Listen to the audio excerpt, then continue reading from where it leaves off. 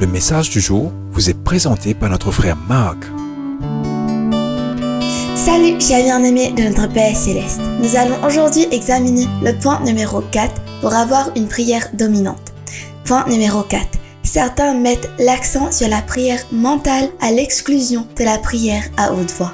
Bien-aimés, hier, nous avons vu l'efficacité des prières silencieuses et implicites. En effet, lorsque Paul parle de prier sans cesse, je crois qu'il fait référence aux prières mentales, celles que vous pouvez offrir lorsque vous êtes dans votre voiture, dans le bus, en nettoyant votre maison, en jardinant, lors d'une réunion d'affaires.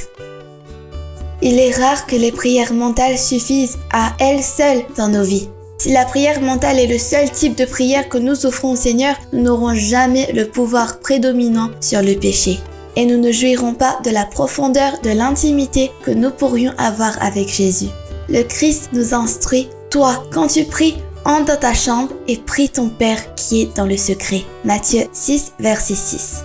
David faisait ce genre de prière à haute voix. Dans le psaume 3, premièrement, « Seigneur, que mes ennemis sont nombreux » Psaume 3, verset 1. David voyait ses ennemis se multiplier autour de lui. Deuxièmement, combien qui disent à mon sujet, il n'y a pas d'aide pour lui en Dieu. Psaume 3, verset 2.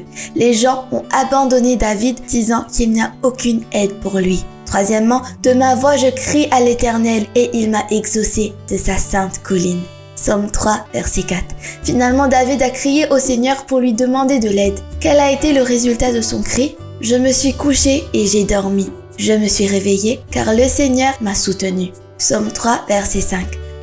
David a reçu la paix en poussant ses grands cris à Dieu. Il a témoigné « Je n'aurai pas peur des dizaines de milliers de personnes qui se sont dressées contre moi de partout. » Psaume 3, verset 6.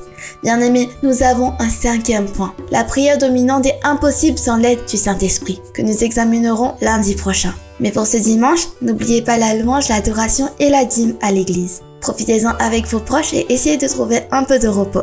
À lundi, au revoir.